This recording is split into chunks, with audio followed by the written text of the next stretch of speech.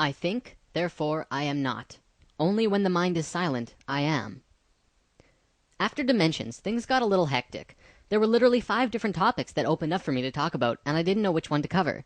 Fortunately, I had this one saved on the back burner, so while I figure out which order to do these next ones in, we can talk about meditation.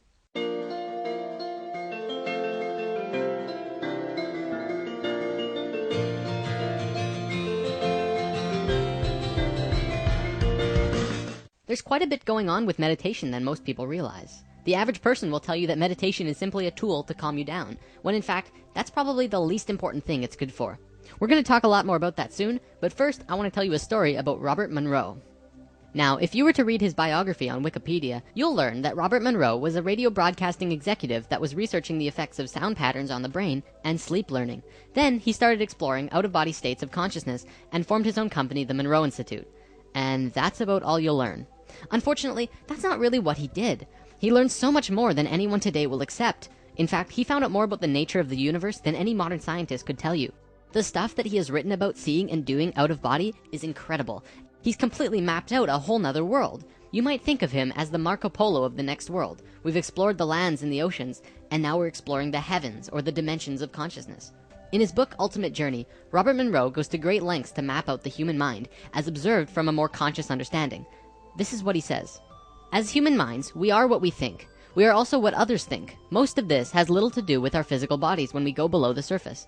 To deal with this more closely, let us create a model of the human mind as it is and operates in practice. A pragmatic model, if you like. Imagine it structured in layers, like an onion, and let us work from the in to out.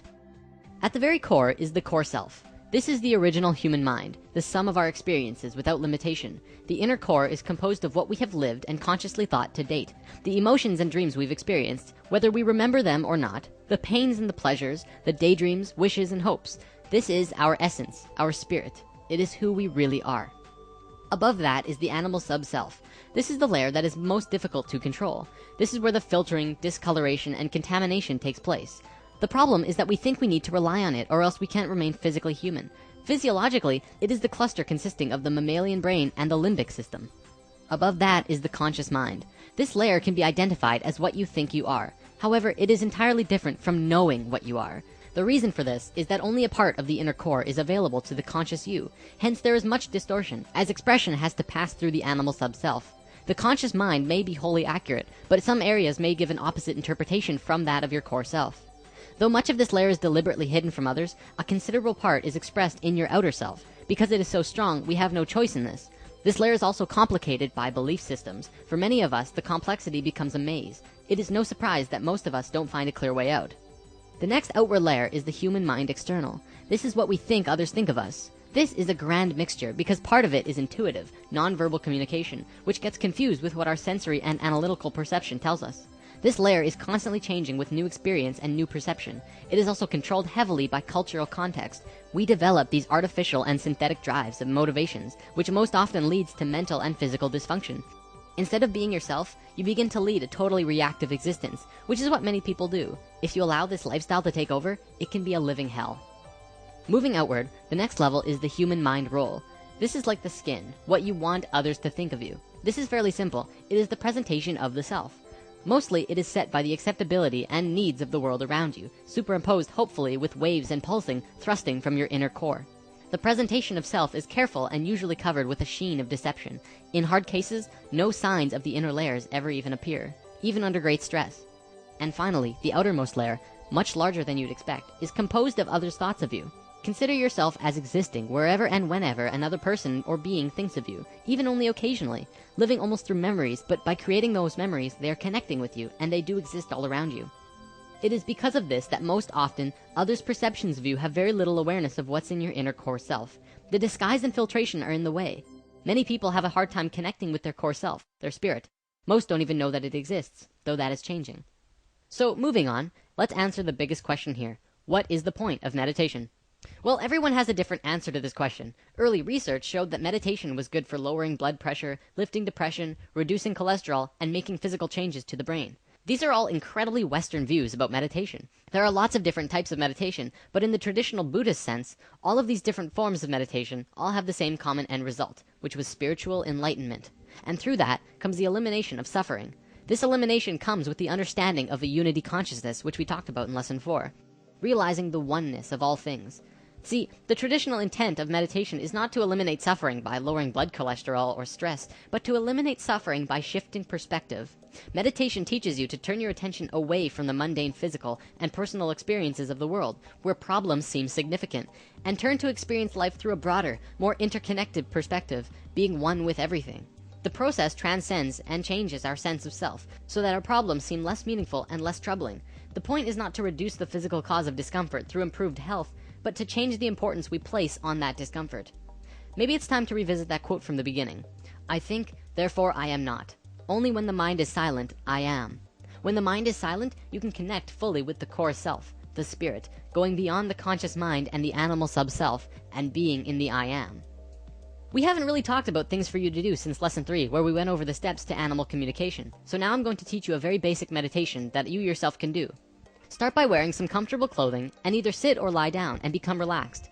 First, focus on each part of your body individually. First your feet, then your legs, then your thighs, hands, for about 10 to 20 seconds each, and just focus on them becoming relaxed. Once you've done that all the way to the top of your head, begin to count silently in your head from 100 down to 0. Take your time, it's not a race. If any stray thoughts come into your head, simply ignore them and keep counting. Try not to get distracted. Once you've reached 0, restart the count from 30, and count from 30 down to 0 again. After you've done this a second time, sit in the aura of silence that you've just created for yourself. By this time, your mind should be at peace, and you might even have an experience. Don't expect anything though. Just allow whatever happens to happen. Be in the I am. You'll know when you're ready to finish the session. If you're going to take this seriously, I recommend that you practice on a daily basis. 10 minutes a night even, it's all you need, unless you want to do it more. However, the amount and duration is totally up to you. If meditation isn't what you're looking for, don't feel obliged to start. Finally, let's talk about binaural beats. Binaural beats were first developed by Robert Monroe at the Monroe Institute in experiments to induce different states of consciousness and out-of-body experiences. They are essentially audio tracks that place a single tone in each ear, slightly different from the other, which actually creates a third tone in your head. One ear goes woo, and the other tone goes woo, and in your head, you hear woo woo woo woo woo woo woo woo. It's pretty cool. What this does, in effect, is actually change your brain frequency, putting you in a different mental state. If you Google it, you can find HemiSync, which stands for Hemisphere Synchronization. This is the Monroe Institute's brand of binaural beats, which is very professional, and they have both guided and free-flow meditations that will help you get into different states. The other brand I want to talk about is iDozer, who are a separate company. They don't focus on guided meditations, but they're more interested in the effects. iDozer has tons of different audio tracks that put you in a range of mental places, from LSD effects to chakra boosting to astral projection. There's a reason they call it digital drugs. I know what you're thinking. Does it work? Absolutely. Does it work if you don't know how to meditate? Not so much. If a regular Joe decided to try it out while listening to these tones without any meditational background, it probably wouldn't work so well. You have to be good at getting into a deep meditational state before you start using these tones. If you're serious about trying these and experiencing these effects, it's almost crucial that you learn to meditate on your own first. Get really good at it. A final word of advice. If you are really serious about getting into meditation, join a class. When it comes to meditation, personal guidance from a trained and experienced instructor is paramount. It will accelerate your progress tenfold, and you will shoot up to a very high level in no time. And that's all I have for today. Happy meditating!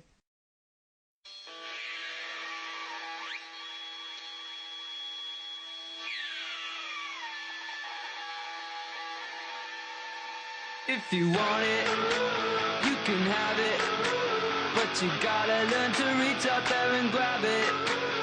'Cause